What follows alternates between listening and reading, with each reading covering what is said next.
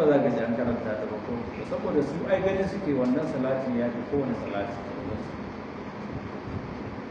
domin a aƙidarsu abin da ke rubuce a cikin littattafansu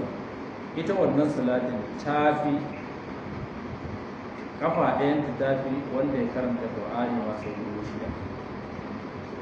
To kaga wanda ke da wannan aƙidar ya za a yi ibada bai karanta ta ba. Wasu ma suka ce a cikin sallar ma in suka gama tahiyya salatul abin nan suke salatul fati suke saboda ganin girman ta a wurinsu. To amma duk abin da bai zo daga annabi ba sallallahu alaihi wasallam mu ahli sunna abin da muke gani idan aka ce wannan abun ana yin shi a addini kuma bai zo daga annabi ba to shine ake kiran shi bid'a. Ga salatul fati muna ganin ta a matsayin bid'a saboda an kirkiro ta